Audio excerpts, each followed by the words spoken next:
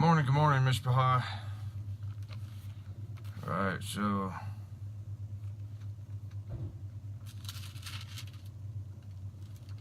I'll give it a minute here.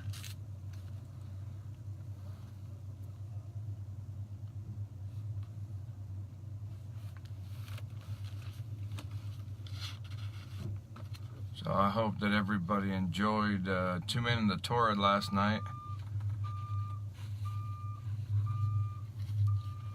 Good morning, Daniel and Alicia, John, Sammy, Gary, good morning. Alright, so we are on day 105, Psalm 105.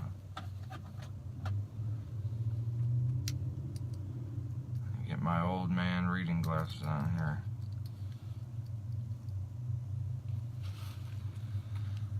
Alright, so let's just jump right into it. Psalm 105.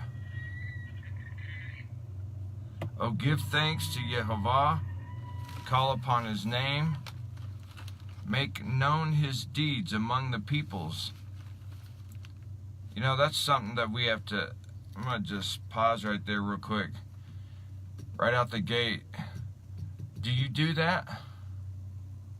Do we make known his deeds among the peoples? Do we make known the deeds of Yehovah? You know, do we share the glory and the presence of Yah in our life? Not just as to try to witness, but to just make known who he is. Have you ever just, you're having a conversation, you're like, you know what, I got something I'd like to share with you. You know, Yehovah, he's my God, the God of Abraham, Isaac, and Jacob. And he's done this and this and this and this. And he's blessed in this or whatever. Just to share the deeds that Yehovah has done. Amen? Something to think about. Make known his deeds among the peoples. Sing to him. Sing psalms to him. Talk of all his wondrous works. Again, glory in his holy name. Let the hearts of those rejoice who seek Yehovah in his strength, seek his face evermore. Remember his marvelous works which he has done, his wonders and the judgments of his mouth. How many times do we forget? How many times, how easy is it for us to forget the marvelous works, the things that Yah has done for us in our life, you know, and around us and stuff when we're going through trials or things go bad or whatever. How quick are we to forget that stuff? Verse 6, O seed of Abraham, his servant, you children of Yaakov, his chosen ones. He is Yehovah Elohim. His judgments are in all the earth. He remembers his covenant forever, the word which he commanded for 1,000 generations, the covenant which he made with Abraham and his oath to Yitzhak, and confirmed it to Yaakov for a statute, to Israel as an everlasting covenant, saying, to you I will give the land of Canaan as the allotment of your inheritance. When they were few in number, indeed very few, and strangers in it, when they went from one nation to another, from one kingdom to another people, he permitted no one to do them wrong. Yes, he rebuked kings for their sakes, saying, do not touch my anointed ones, and do my prophets no harm. Moreover, he called for a famine in the land. He destroyed all the provisions of bread. He sent a man before them, Joseph, who was sold as a slave.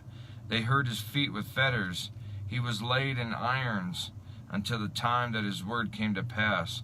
The word of Yehovah tested him. The king sent and released him. The ruler of the people let him go free. He made him lord of his house and ruler of all his possessions, to bind his princes at his pleasure and teach his elders wisdom.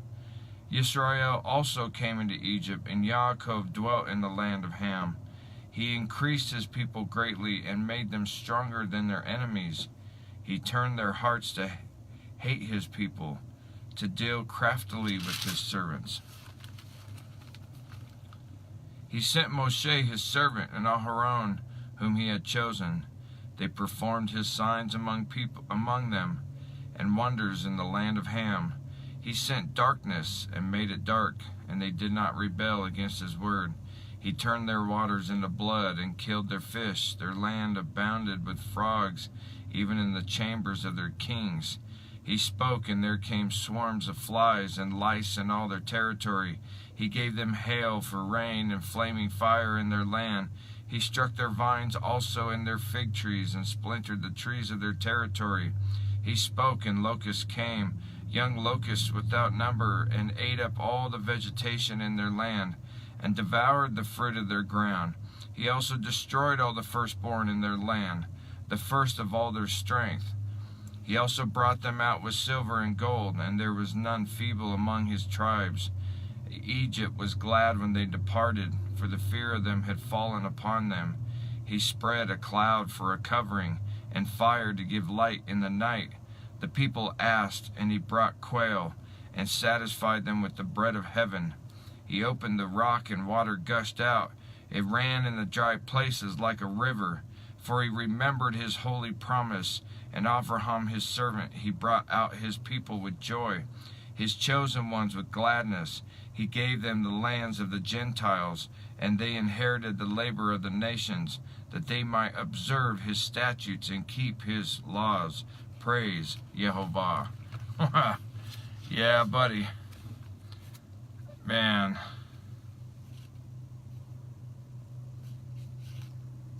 This is how we should be speaking of Yehovah all the time. This is how we should share who he is, to speak of his great wonders, to speak of his great works, to testify and proclaim the wonderful things that Yehovah has done, the wonderful,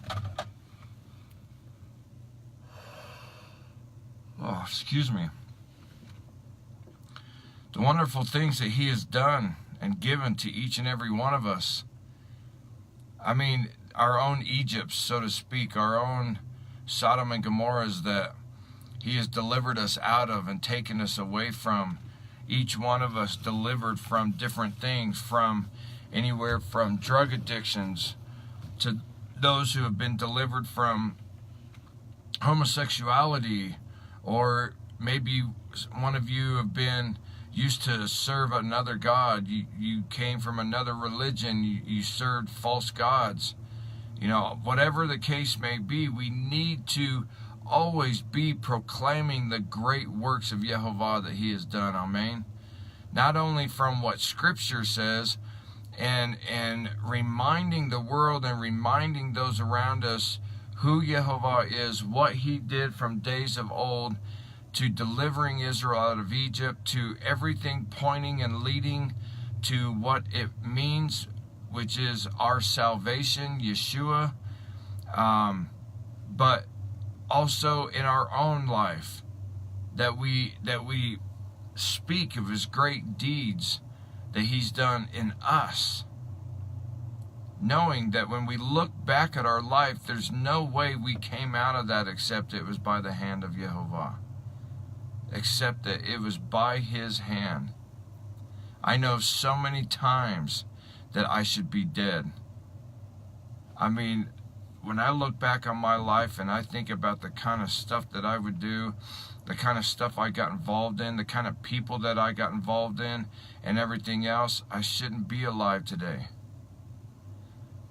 And I need to, myself, I'm preaching to all of us, me included, that we need to remember to proclaim these great deeds that Yah has done in our life, what he's brought us out of. You know, people say, you get an opportunity where somebody wants to get to know you, and they're like, what kind of life have you lived? What is your life? Well, sit down, pull up a chair, let me tell you.